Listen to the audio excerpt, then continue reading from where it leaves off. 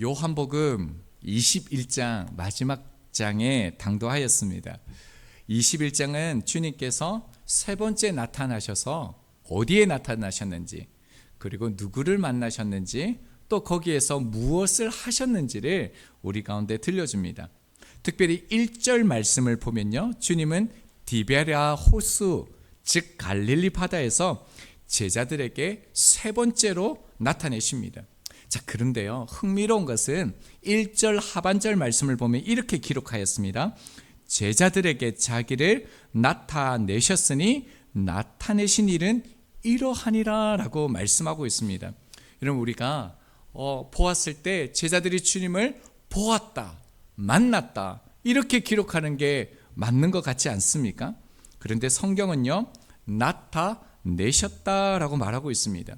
그리고 원문을 보면요, 의도적으로 나타내셨다라는 이 단어를 강조하고 있습니다. 자, 그 이유가 뭘까요? 여러분, 보았다라는 것은 제자들의 행위, 곧 인간의 노력에 초점을 맞추게 되어집니다. 우리가 찾았고, 우리가 발견했고, 우리의 의지가 강조되는 게 뭐냐면 보았다라는 거예요. 여러분, 그래서 가끔은요, 예배를 어떻게 하냐면 보았다 이런 말을 쓸 때가 있어요. 내 노력, 내 의지, 내가 힘을 다해서 예배를 보았다, 이렇게 표현하시는 분들도 있습니다. 자, 그런데 성경은 뭐라고 얘기한다고요? 나타내셨다라고 기록하죠. 자, 이 말은 뭐냐면요, 주도권이 제자들에게 있지 않다라는 거예요. 주도권은 전적으로 예수님께 있다는 거예요. 제자들이 찾아가서 만난 것이 아니라 예수님께서 의지와 주권으로 찾아오셨다는 거예요. 여러분, 예배도 마찬가지예요. 우리의 노력과 의지가 아무것도 아닌 것은 아니지만 그것 때문에 우리의 예배가 드려지고 우리가 하나님을 만난다는 게 아니라는 거예요. 여러분, 우리가 기대해야 될 것은 무엇입니까?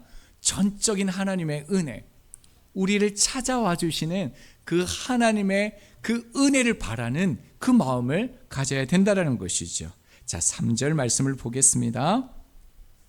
시몬 베드로가 나는 물고기 잡으러 가노라 하니 그들이 우리도 함께 가겠다 하고 나가서 배에 올랐으나 그날 밤에 아무것도 잡지 못하였더니, 자, 이 말씀은 너무너무 유명한 말씀이에요. 대부분요, 이 말씀을 너무너무 잘 알고 있습니다. 자, 이 말씀을 보면서 우리가 먼저 생각해야 보아야 될 것이 있는데요, 주님을 만난 제자들이 왜 그들의 옛 직업인 물고기를 잡으러 다시 갔는가 하는 점입니다. 예수님을 처음 만났을 때도 그들은요, 물고기를 찾고 있었어요. 그러나 예수님을 만난 후에요, 그들은 그물과 배를 내려놓고 우리가 주님을 따르겠습니다 라고 그렇게 고백하고 주님을 따랐죠. 자, 그런데요, 지금 제자들은 부활하신 주님을 두 번째로 만난 시점입니다. 자, 그런데 지금 다시요, 삶의 자리로 돌아간 이들의 모습을 우리는 만나고 있습니다. 여러분, 이 제자들의 모습은 어떤 모습일까요? 주님을 떠난 겁니까? 아니면 믿음을 버린 것입니까? 이것을 이해할 필요가 있는데요, 지금 제자들은 주님께서 말씀하신 갈릴리로 가라라는 말씀을 듣고 지금 내려온 상황입니다. 주님께서는 십자가에 못 박히시기 전에요, 그 최후의 만찬, 마지막 만찬 때 제자들에게 십자가와 그 부활에 대해서 설명해 주셨어요. 그런데 뜬금없이 주님께서 또 뭐라고 말씀하셨냐면요, 마가복음 14장 28절입니다. 그러나 내가 살아난 후에 너희보다 먼저 갈릴리로 가리라 라고 말씀하셨어요.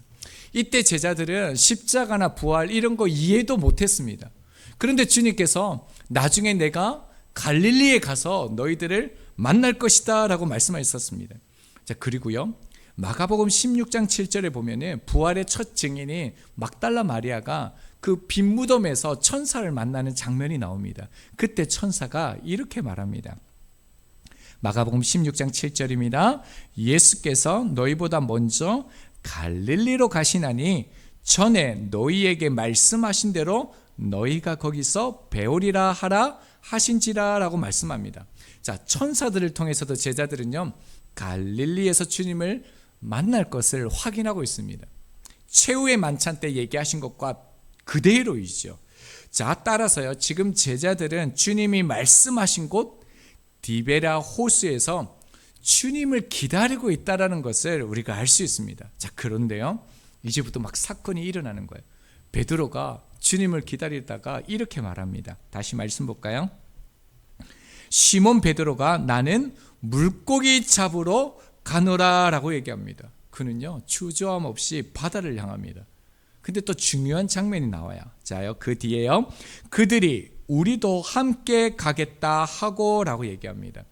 자, 다른 제자들도 갑자기요, 주님을 기다리다가 다 고기 잡으러 가겠다라고 말하고 있습니다.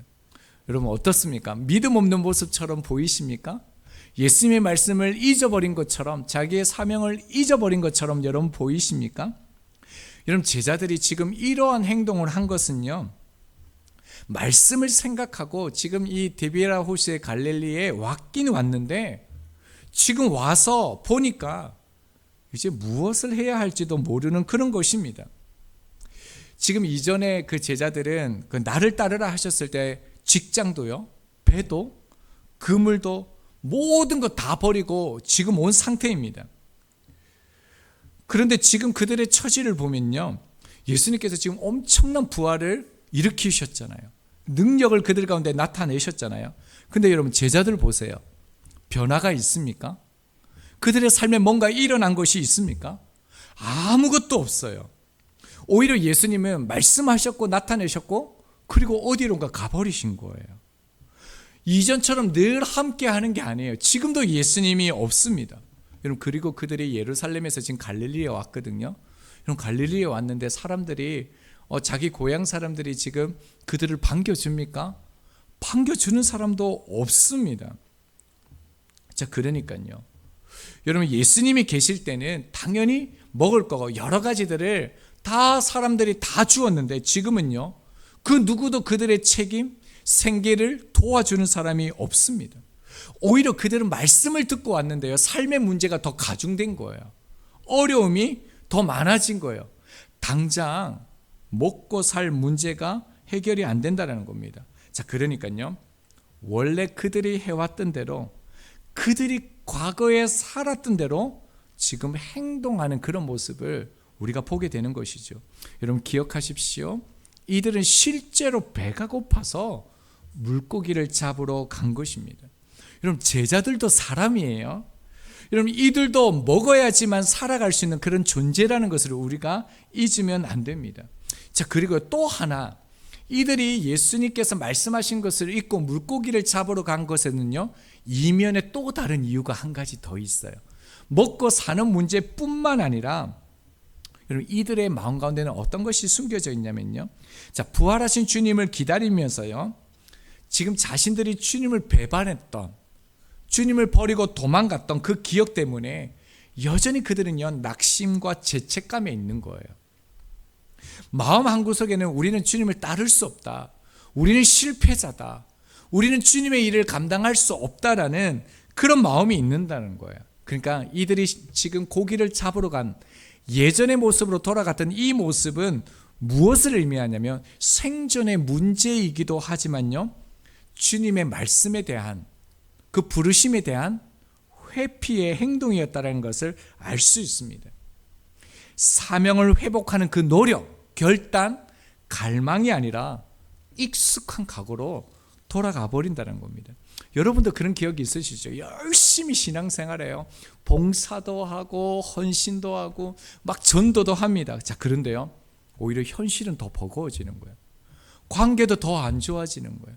가족들도 이해 못하는 거예요. 또 문제가 더 해결이 안 되는 거예요. 그럼 여러분 어떻게 합니까? 하나님을 향하여 더 결단하고 결심하고 더 열심으로 하나님 앞에 헌신하는 것이 아니라 예전의 모습으로 회개하는 거예요. 예전에 그냥 내가 평범하게 살았던 그런 모습으로 오히려 돌아가는 것이죠. 지금 제자들이요, 딱 그런 모습이었다라는 거예요.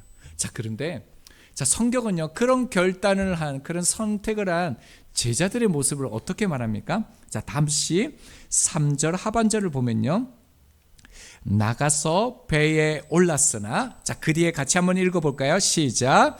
그날 밤에 아무것도 잡지 못하였더니 라고 말하고 있습니다.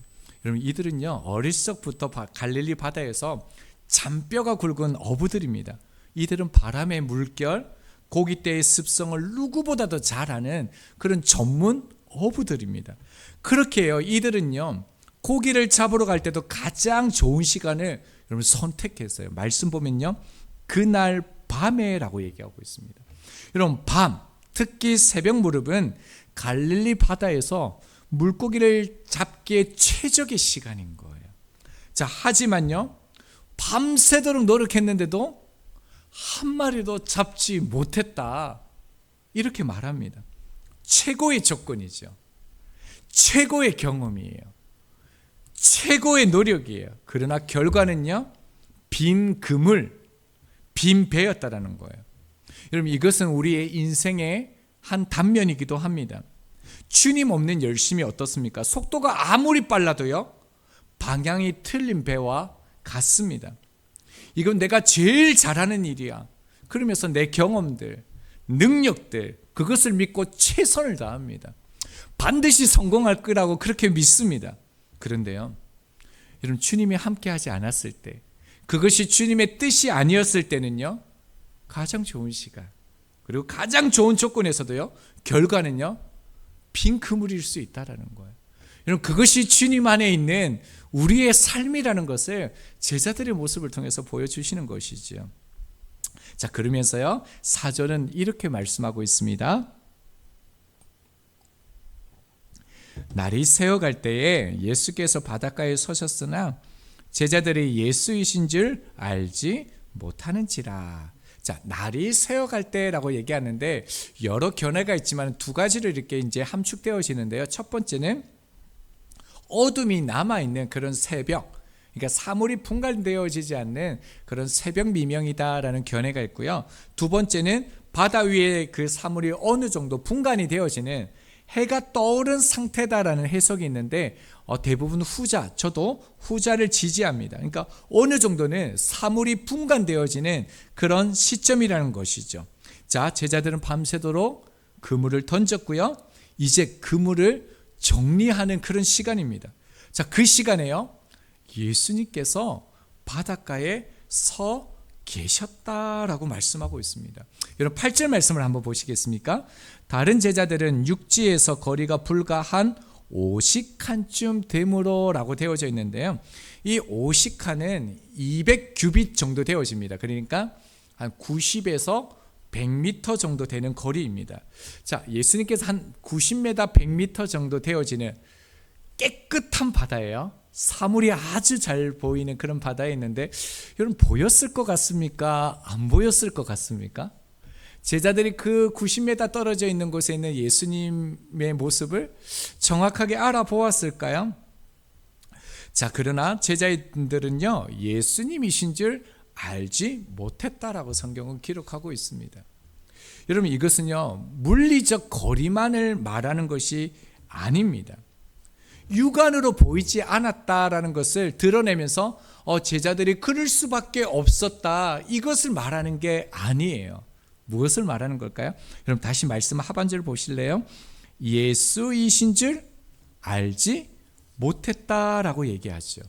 단순히 눈에 보이지 않는 그런 상태를 말하는 것이 아닙니다. 예수를 알지 못했다, 이 단어는요 여러분, 우리가 20장 말씀 볼 때 기억나십니까?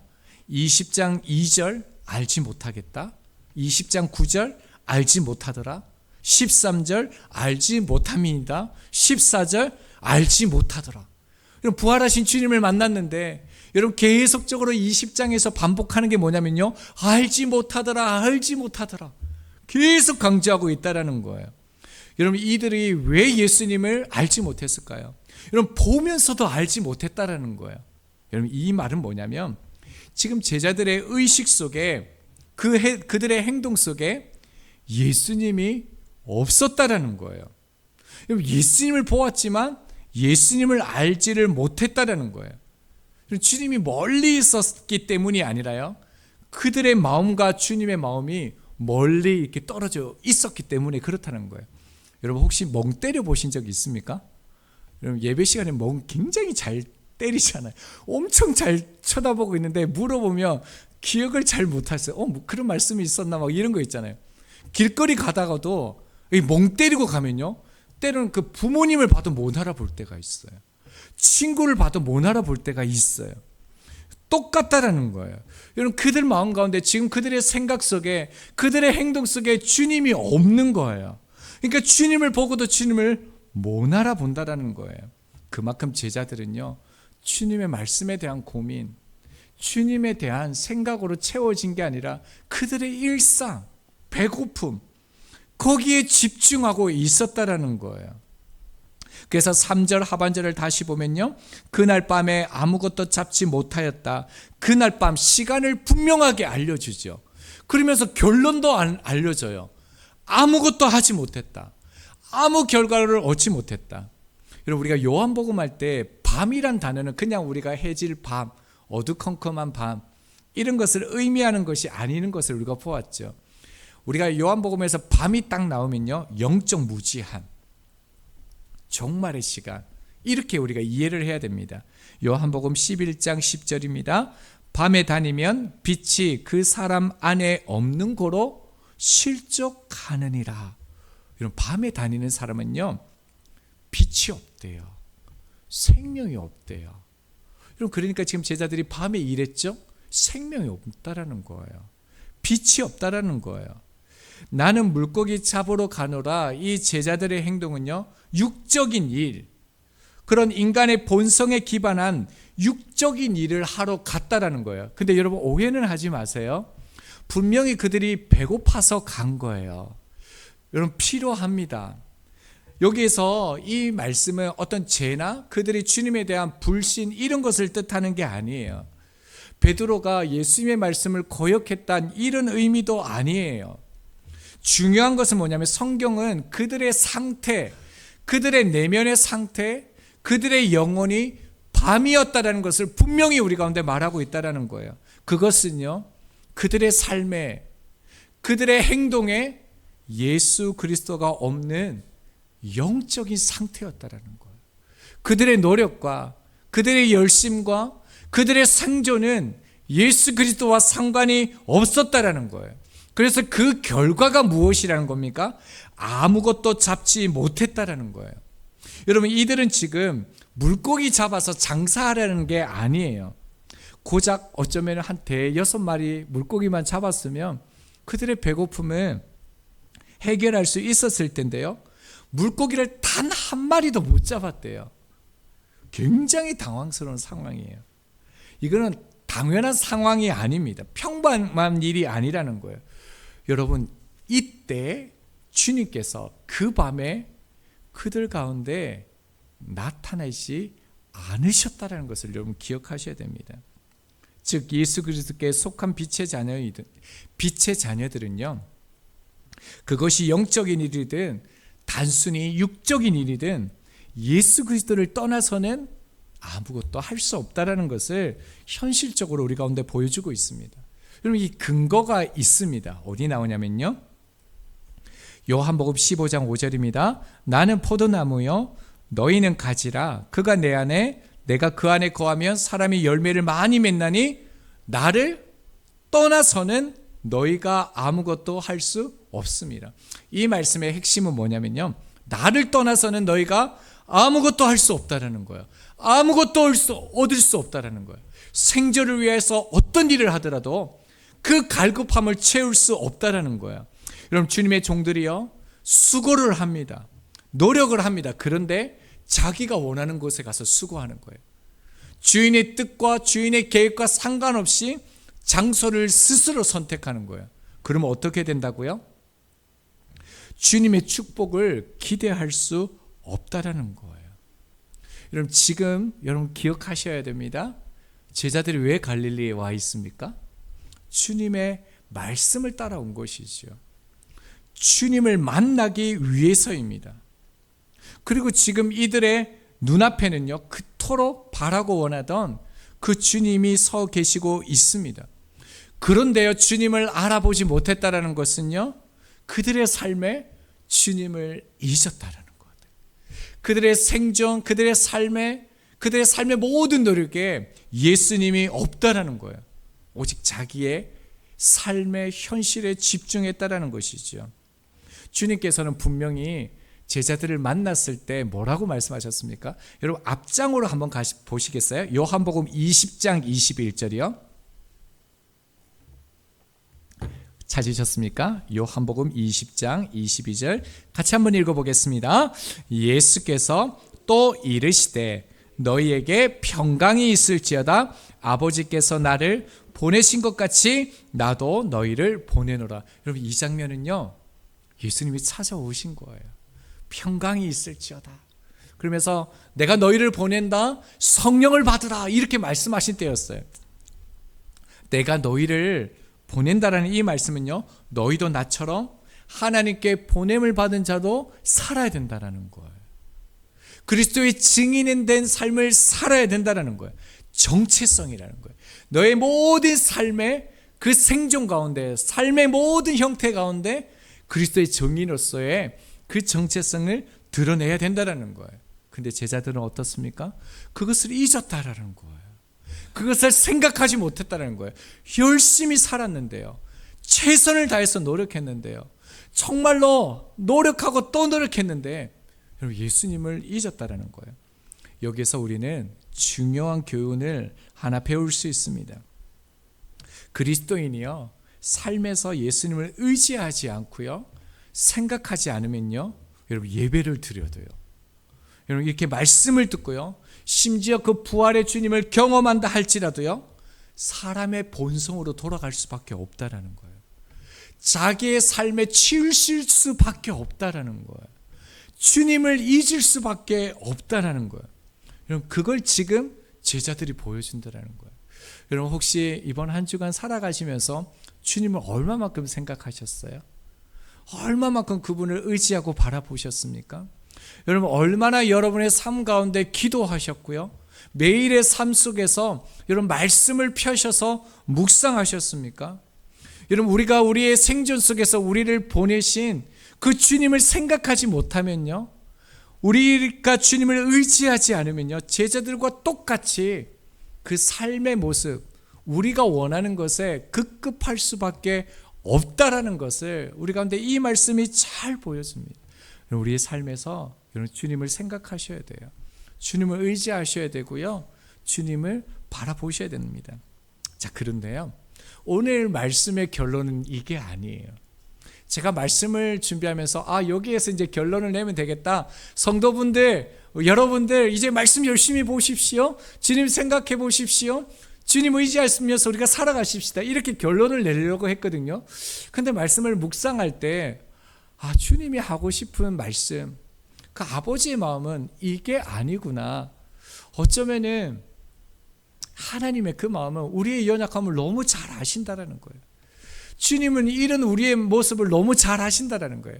그래서 이 말씀을 통해서 정말 주님께서 우리 가운데 주시고 싶은 말씀은 이거구나라는 것을 그 말씀 속에서 제가 말씀을 받았는데요.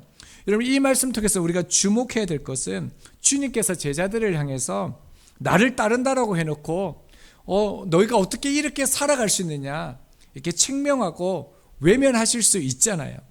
그리고 정말로 너무 실망스러운 모습이잖아요.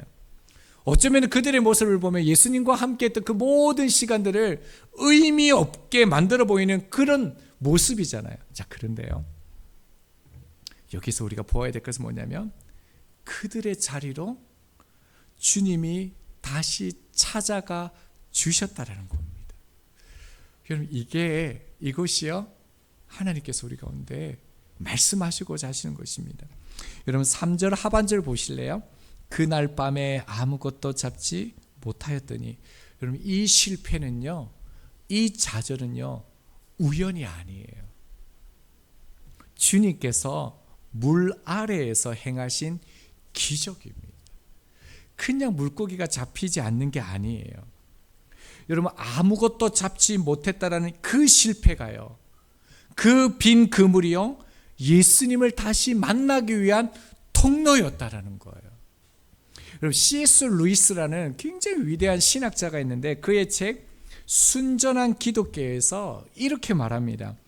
당신 안에서 죽지 않는 것은 그 어떤 것도 부활하지 못할 것이다 라는, 알면서도 무슨 말인지 모를 것 같은 그런 말을 했는데요. 다시 한 번 더요. 당신 안에서 죽지 않는 것은 그 어떤 것도 부활하지 못할 것이다 라고 얘기했습니다. 이 말은 뭐냐면요, 내 자아, 내 생각, 내 계획, 내가 바라는 삶, 욕심들, 이것들이 다 죽어져야 된다는 거예요. 이 땅에 내가 바라는, 내가 원하는 그것 있잖아요. 그게 다 깨트려져야 된다는 거예요. 그게 다 죽어야 된다는 거예요. 그때 다시 살리시는 주님의 은혜를 경험할 수 있다는 거예요. 여러분 오늘 우리의 삶도 마찬가지입니다. 아무리 애써도요, 때로는 아무리 기도해도요, 계획해도 도무지 나아지지 않는 그 문제들이 있습니다. 가정의 문제들, 자녀의 문제들, 경제적인 문제들이요, 또 관계의 문제들, 심지어 우리가 왜 살아가는지 그 내면의 공허함까지요. 도대체 왜 이런 일이 내 삶에 벌어지는 것일까? 이런 막막함들, 먹먹함들이 우리의 삶에 있습니다. 여러분 그러나요, 여러분 이때 주님은 우리를 기다리신다는 거예요. 주님에게 이 빈 그물이 필요합니다. 여러분 이 모든 상 가운데 내가 죽어야 되는 것이죠. 왜냐하면 그 무너진 자리에 주님이 찾아오시기 때문입니다. 1절 말씀을 봅니다. 그 후에 예수께서 디베랴 호수에서 또 제자들에게 자기를 나타내셨으니, 참 흥미로운 장면이에요. 그래서 말씀을 공부할 때마다 막 가슴 뛸 때가 좀 있어요. 와, 이게 이런 말씀이라고? 와, 놀라워, 정말 놀라워, 이럴 때가 있어요. 이게 저는 1절 말씀이었는데요. 여러분 디베랴 호수는 로마식 명칭이에요. 이스라엘 사람들은 그냥 평범하게 갈릴리 바다 이렇게 부릅니다. 자, 그런데요, 요한도 갈릴리 바다 익숙한 표현을 하면 되는데 왜 굳이 디베랴 호수, 세상의 명칭인 로마의 명칭인 이 디베랴 호수를 썼을까요? 여러분 디베랴는 그 로마 황제 티베리우스를 기념하기 위해서 분봉왕 헤롯 안티파스가 황제를 위해서 세운 도시였어요. 자, 그런데요, 황제를 위해서 이 도시를 바치려면 뭐가 필요합니까? 돈이 필요하겠죠. 그래서 이 안티파스가요, 그 어부들에게서 막대한 세금을 거둬들였습니다. 잔인하게 학대를 하는 거예요. 이 안티파스가 누구를 죽였습니까? 세례 요한을 죽인 사람이에요. 굉장히 자기를 위해서라면 뭐든지 하는 그런 악질적인 사람이었어요. 그러니까 이 어부들이 얼마나 가난합니까? 그런데도 막대한 세금을 걷기 위해서 그들을 핍박했어요. 심지어요, 그들의 그 배 크기에 따라서, 그물에 따라서 세금을 다 따르게 매겼어요. 그뿐만 아니라 이들이 무역을 해가지고 이제 외화를 벌어들여야 되잖아요. 그래 돈을 많이 벌잖아요. 그래서 어떻게 하냐면 어부들에게서 수확한 그 물고기들요, 헐값에 강제로 납품시켰습니다. 자, 그러니까요, 여러분 어부들에게 디베랴는 어떤 곳입니까? 생계와 자유를 뺏긴 곳이에요. 디베랴는요, 눈물과 고통, 좌절이 가득한 땅이라는 거예요. 그러니까 지금 요한이 디베랴 호수에 주님이 나타나셨다, 이 표현은요, 단순한 지리적 표기가 아니라는 거예요. 로마의 권력, 안티파스의 그 부패됨, 여기에서 억눌린 백성들, 소망이 없고 내일로 가는 그 길을 잃어버렸던 그 슬픔 가운데 살아가고 있는 그 땅을 상징하는 표현이 디베랴 호수라는 거예요. 사람이라면 살고 싶지 않는 그곳이요, 잊고 싶은 그 과거, 때로는 부끄럽고 아픔이 기억이 서린 그곳, 나 자신조차도 서 있기 싫은 그곳, 그곳에 어떻게 해요? 주님이 나타나셨다는 거예요. 주님이 오셨다는 거예요. 이제 말씀 맺겠습니다. 제자들을 주님이 죽기 이전에 늘 함께 했어요. 언제나 함께 했어요. 그래서 주님이 함께 했을 때는 그들이 부족함이 없었습니다. 자, 그런데 지금은 어떻습니까? 간헐적으로 나타나요. 그러니까 이전과 예수님이 너무 다른 거예요. 그래서 어쩌면 제자들 마음 가운데 예수님이 이제는 가족처럼 느끼지 못했을 수도 있을 것 같습니다. 심지어 예수님이 이제는요, 낯선 분으로, 어쩌면 멀리 계신 분으로 느껴지지 않았을까요? 자, 그러나요, 예수님께서는 그들이 실패한 방, 그들이 절망한 바다, 그들이 잊고 싶었던 그 디베랴 호수에 찾아오셨습니다. 여러분, 제자들은 예수님을 보았지만 그분이 예수님이라는 사실을 알아보지 못했죠. 여러분, 우리들도 때때로 그렇습니다. 주님이 일하고 계심에도 불구하고요, 눈에 보이지 않는다고, 때로는 기도의 응답이 또 느껴지지 않는다고 그분이 없는 것처럼 우리가 살아갈 때가 있습니다. 그러나 분명한 것은요, 주님이 우리 곁에 계시다라는 거예요. 우리 모든 삶 속에 가장 비참한 그 자리, 눈물과 아픔과 고통의 그 자리에 동행하시고 공감하시고 손을 내밀어 회복해 하신다라는 거예요. 오늘 말씀이 저는 동일하게 우리의 삶에 일어난다라고 믿습니다. 혹시 여러분 가운데서도 빈 그물과 같은 삶이 있으십니까? 디베랴 호수와 같은 그런 상처, 그런 아픔이 있으십니까? 그렇다면요, 여러분 감사하실 수 있기를 바랍니다. 왜냐하면 가득 찬 그물에는 주님이 들어올 자리가 없기 때문에 그렇습니다. 여러분, 이제 4절을 보시겠습니까? 날이 새어갈 때에 라고 얘기하고 있습니다. 여러분, 날이 새어간다는 이 표현은 단순히 시간의 흐름을 말하는 게 아니에요. 어둠의 시간이 지나고 빛, 소망의 시간이 시작되었다는 거예요. 자, 그런데요, 여러분 보세요. 날이 새어갈 때에 그 다음에 무엇입니까? 기적이 나타났어. 능력이 나타났어. 문제가 해결됐어. 여러분, 그게 아니에요. 어떤 단어가 보이십니까? 예수께서. 여러분, 주님께서 원하시는 것은 우리의 삶의 해결이 아니에요. 우리가 원하는 것이 얻게 되어지는 게 아니에요. 하나님께서 원하시는 것은요, 날이 새어갈 때, 고통의 자리가 끝났을 때 우리에게 진짜로 주고 싶은 것은요, 예수께서 바닷가에 섰다라는 거예요. 너희 가운데 있다라는 이 참된 소망을 우리 가운데 주셨다라는 겁니다. 여러분, 신앙은 내가 주님을 찾아갔다가 아니라요, 주님이 나를 찾아오셨다라는 것에서 시작되어집니다. 우리가 주님을 만나는 것도, 믿음을 갖게 되는 것도, 회복의 자리에 선 것도요, 모두 주님의 주권과 은혜의 역사입니다. 여러분, 주님이 먼저 우리 삶에 오십니다. 제자들에게 나타나셨던 것처럼 의도적으로 목적을 가지고 지금 여러분의 자리로 나타내십니다. 여전히 주님께서 우리의 삶의 주도권을 가지고 계십니다. 이번 주 한 주간에 여러분, 이런 주님을 기다려 보시지 않으시겠습니까? 어디에 있든 어떤 상황을 살고 있든 주님을 목적으로 삼고요, 생각하고 의지하면서 기다리며 그렇게 사는 일 가운데 주님이 찾아오심을 반드시 경험하게 될 것입니다.